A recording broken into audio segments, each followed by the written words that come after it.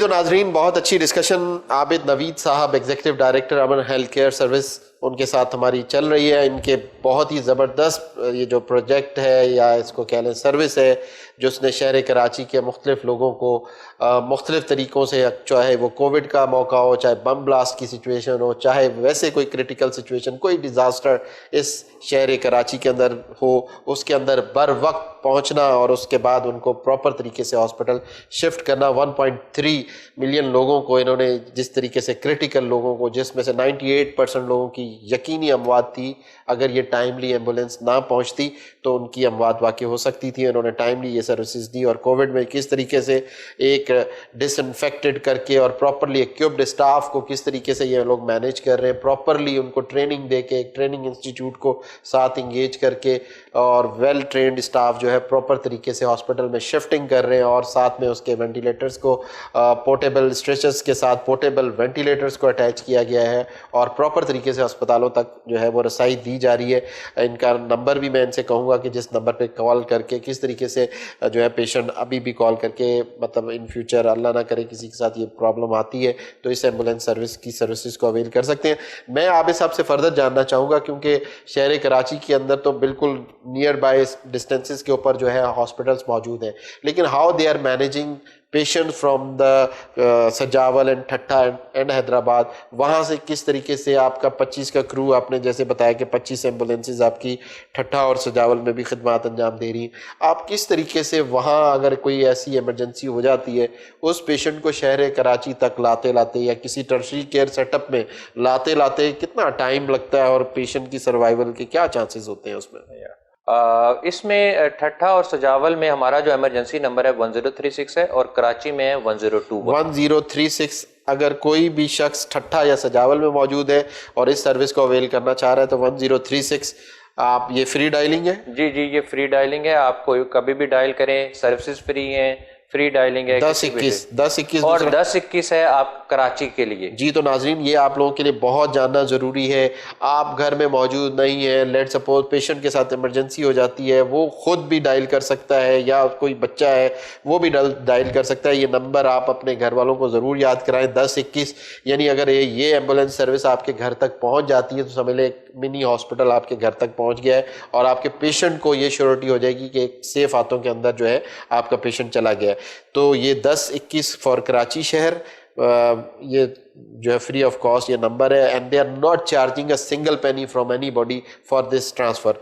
जो भी patient shift किया जाएगा कोई इसकी फ़ीस नहीं है और ना ही इसकी कोई चार्जेस है। 1021 शहर कराची के लिए और 1036 आउट ऑफ कराची यानी कि ठट्ठा और सजावल। जी तो मेरा सवाल था कि कैसे वहाँ के पेशेंट्स को आप मैनेज कर पाते हैं? सेम इसी तरह से जैसे यहाँ कॉल आती है वहाँ 1036 पे कॉल आती है, वहाँ कमांड एंड कंट्रोल में ट्रेंड स्टाफ है, वो उसी तरह से ये वहाँ पे सेपरेट आपने कमांड एंड कंट्रोल? जी बेसिकली वहाँ सेपरेट है, वहाँ लोकल्स लिए हैं, उन्हीं को ट्रेनिंग दी है और वो क्योंकि जियोग्राफी वो एरियाज का नॉलेज उनके पास होता है, मैपिंग बड़ी स्ट्रांग होती है, तो हमारी कोशिश ये होती है लोकल्स को ट्रेन करें और उन्हीं को रिस्पॉन्सिबिलिटी ये दी जाए। इन्हीं प्रोटोकॉल्स पे सेम हमारे स्टैंडर्ड्स हैं, ट्रेनिंग से गुजरना पड़ता है और उसके बाद कमांड एंड कंट्रोल भी वहाँ ट्रेंड स्टाफ है और इसी तरह से एम्बुलेंसेज का भी ट्रेंड स्टाफ है। वहाँ हमारी जो 25 एम्बुलेंसेज हैं वो बेसिक लाइफ सपोर्ट एम्बुलेंसेज हैं और वहाँ जो तकरीबन को 50% पॉपुलेशन हम लोकल लेवल पे लोकल हॉस्पिटल में मैनेज करते हैं, लेकिन 50% डेली हमारे पास वहाँ तकरीबन 250-300 कॉल्स आती हैं, जिसमें से 80 और 90 जो हैं जिस वो कॉल्स होती हैं जिस पे हमारी एम्बुलेंस की नीड होती है। तो डेली हम 80 to 90 केसेस एमरजेंसी के केसेस वहाँ ठट्ठा सजावल और हैदराबाद में डील कर रहे हैं। दूसरा आपका सवाल ये था कि 50% में तो हमारी एम्बुलेंसेज आधे एक घंटे में फ्री हो जाती हैं, जो 50% अदर केसेस हैं तो वो कराची में मोस्टली आ रहे होते हैं, ज़्यादा उसमें ट्रैफिक कराची में है, फिर हैदराबाद में कुछ ठट्ठा और सजावल से जा रहे होते हैं, इसी तरह से टंडू मोहम्मद खान जा रहे होते हैं। ऑन एवरेज अगर हम अंदाज़ा करें कराची में एक इंटरवेंशन पे हमारी एम्बुलेंसेज 30 किलोमीटर चलती है, ठट्ठा और सजावल में 110 किलोमीटर चलती है। जो ठट्ठा और सजावल के इंटरवेंशन का टाइम है वो तकरीबन ऑन एवरेज 3.5 से 4 घंटे है जो एक इंटरवेंशन पे टाइम लगता है। कराची में हमारे एक इंटरवेंशन पे टाइम 1 से 1.5 घंटा लगता है। तो इसी से आप अंदाजा लगा लें कि उस एम्बुलेंस सर्विस को ज्यादा ट्रैवल करना पड़ता है। वो ट्रैवलिंग के दौरान आपका पूरा अमला ट्रेंड होता है, वो उसको टोटली मैनेज कर रहा होता है। बिल्कुल, इसी वजह से मैंने कहा कि वो जो ट्रेंड स्टाफ है वो घबराता नहीं है, उन्हें पता है कि चाहे उनके पास 2 घंटे के लिए पेशेंट है। अच्छा आबिद साहब, एक और चीज़ जो बड़ी मुझे ऑफ कैमरा जब बात कर रहे थे तो पता चली कि ड्यूरिंग एम्बुलेंस केस के दौरान आपने ना सिर्फ मेल बल्कि फीमेल्स को भी शिफ्टिंग किया, प्रेग्नेंट लेडीज़ को भी शिफ्टिंग किया। क्या ऐसा कुछ ऐसे केसेस आप लोगों ने देखे कि दौरान सफ़र आप प्रेग्नेंट लेडीज़ को शिफ्ट करने जा रहे हैं तो डिलीवरीज आप लोगों को करानी पड़ी हो, ऐसा कोई नंबर?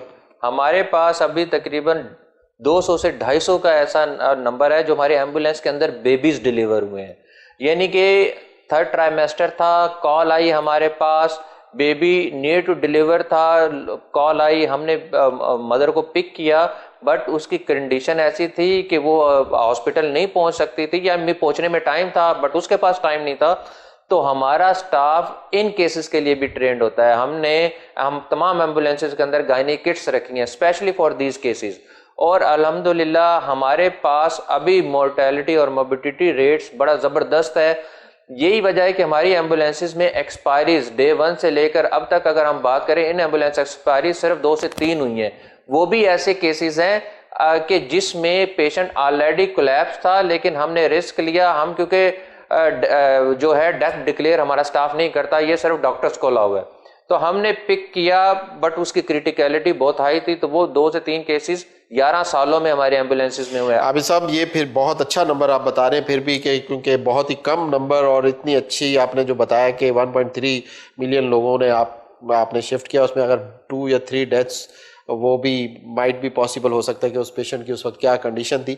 अब आगे फ्यूचर में क्या आप, क्योंकि एक चीज़ तो मैं ये पूछना चाहूँगा कि पर जो कॉस्ट आती है पर शिफ्टिंग वो कितनी आ जाती है? मतलब गवर्नमेंट ऑफ सिंध इसमें बड़ा अच्छा इनिशिएटिव लिया हुआ है, और आगे जो प्रीवियस अनाउंसमेंट सुनी थी सिंध गवर्नमेंट की तरफ से कि आने वाले दिनों में 24 के 24 अजला के अंदर इस सर्विस को एक्सपेंड किया जाएगा, तो आप क्या समझते हैं, क्या आप लोगों के फ्यूचर प्लान्स हैं और किस तरीके से आपने अपनी इस एक्सपेंशन को लेके जाना है? देखिए, आप अगर वर्ल्ड वाइड देखें, ईएमएस सर्विसेज स्टेट ही रन करती है, और गवर्नमेंट ऑफ सिंध ने जब से ये इनिशिएटिव लिया है, गो कि हमारी पर इंटरवेंशन कॉस्ट तकरीबन 6-6.5 हज़ार पे हमें पड़ती है, जिसमें स्टाफ की सैलरीज भी है, फ्यूल भी है, मेडिकेशन भी है, ऑक्सीजन भी है, एम्बुलेंस की भी बाकी। नाज़रीन, मैं ये एक बात इसमें ऐड करता जाऊं कि ये कराची की वाहिद fully air condition equipped ambulance service है जिसमें totally qualified staff, rescue 1112 academy, बल्कि अब इन्होंने खुद अपनी अकेडमी बना डाली, उससे ट्रेंड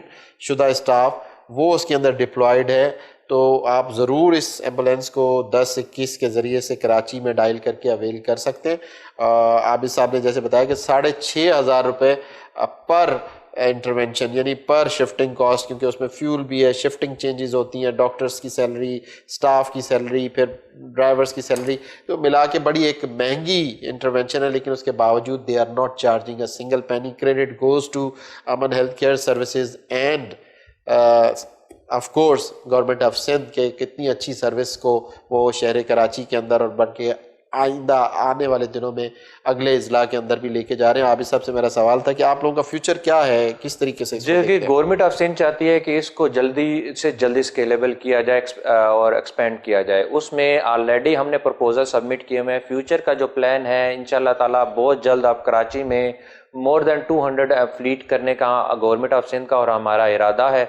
इसी तरह से पूरे सिंध में ये सर्विसेज जाने का है, जिसमें तकरीबन अगले कुछ साल, 1 से 1.5 साल में हमारी जो कोशिश है और जो हमने अपनी कैलकुलेशन की है, 350 से 400 की एम्बुलेंसेज का फ्लीट आपको सिंध में नज़र आएगा, जिसमें कराची में भी एम्बुलेंसेज होंगी और अदर डिस्ट्रिक्ट्स में भी, अदर इजला जो ठट्टा, सजावल और उसके बाद हैदराबाद। देखिए, अभी ठट्टा, सजावल और हैदराबाद है, और हमने बाकी तमाम डिस्ट्रिक्ट्स का प्रपोजल सर्वे कर लिया है आप लोगों? सारा कर लिया है, लोअर सिंध, अपर सिंध। सो हमने जो डिसाइड किया है कि हम 1 बाय 1 आगे एक्सपेंड करते जाएंगे। इट डिपेंड कि भाई अभी जैसे कोविड में तो हर जगह पे नीड है, लेकिन वन गो में 22 या 23 डिस्ट्रिक्ट को कवर करना इम्पॉसिबल है। ये स्लोली एंड ग्रेजुअली होगा। तो हम देख रहे हैं, जैसे गवर्नमेंट ने फील किया हैदराबाद में इस टाइम पे नीड है, उन्होंने कहा यार वहां करें। टंडू मोहम्मद खान में भी है, बदीन में भी है, नशहर अफरोज में भी है, मिटियारी में भी है, सखर में भी है, लाड़काना में भी है, इन तमाम डिस्ट्रिक्ट्स में जाएगी।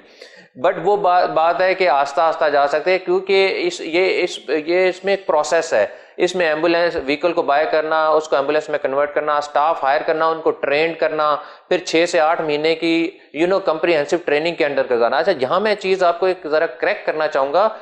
रेस्क्यू 1122 ने इनिशियली 2009 में 1 या 2 बैच ट्रेन किए थे, फिर उसके बाद से 10 साल हमारी अपनी एकेडमी है जो ये स्टाफ के ऊपर इन्वेस्टमेंट कर रही है, ट्रेनिंग दे रही है और उनको इस काबिल कर रही है कि वो एम्बुलेंस के लिए वो सर्विस दे सके।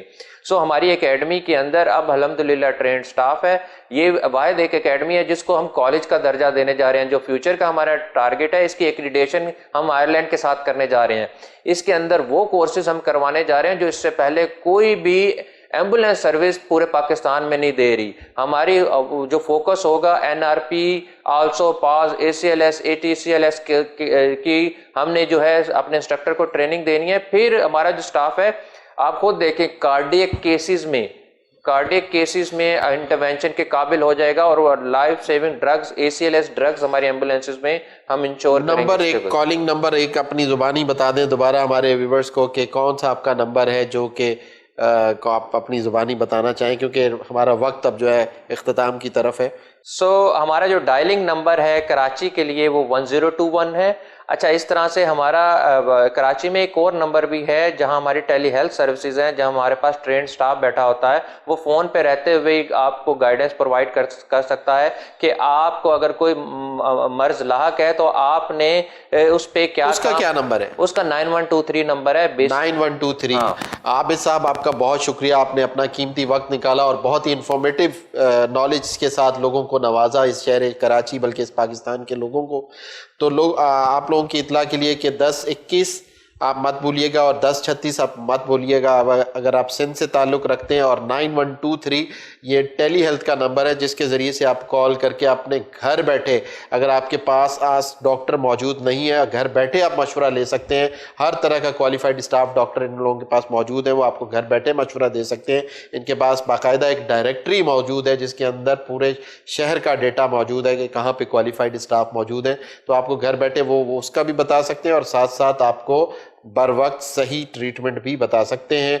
और मुझे उम्मीद है कि मैंने कोशिश की कि आबिद साहब से इंफॉर्मेटिव चीज़ें आप तक पहुंचाने में कोशिश कर सकूं। एक आखिरी मैसेज अगर आप आवाम को, आखिरी शॉर्ट मैसेज यही है कि ये एम्बुलेंस सर्विस आपकी है, ये शहर कराची की है, ये सिंध के बासियों की है। इसका ख्याल रखें, इनको रास्ता दें, स्टाफ के साथ बदतमीज़ी ना करें। हॉस्पिटल से मेरी गुजारिश है, ये लोग दिन रात एक करते हैं, इनको रास्ता दे दिया करें, इनसे बहस मुबासा ना किया करें और इनको काम करने दिया करें। ये ट्रेंड हैं, इनके पास ड्रग्स हैं, इनके पास ट्रेनिंग है, लाइफ सेविंग इक्विपमेंट्स हैं। बराए मेहरबानी इनकी मदद करें। आप लोग अगर इनकी मदद करेंगे तो हम अच्छे से अच्छे तरीके से काम कर सकते हैं। बहुत शुक्रिया आबिद साहब, आप इस शो का पार्ट बने। ख़वातीन हज़रात, अपना और अपने गिरदोनवा में बसने वाले लोगों का ख्याल रखिएगा। इसी के साथ हमारे इस प्रोग्राम का इख्तिताम हुआ चाहता है। अपने मेज़बान डॉक्टर आज़म विर्क को दीजिए इजाज़त। इंशाअल्लाह नेक्स्ट एपिसोड में एक और नए ऑर्गेनाइजेशन या नए इदारे या नई पर्सनालिटी के साथ मैं आपकी खिदमत में दोबारा हाजिर होऊंगा। तब तक के लिए इजाज़त। पाकिस्तान जिंदाबाद।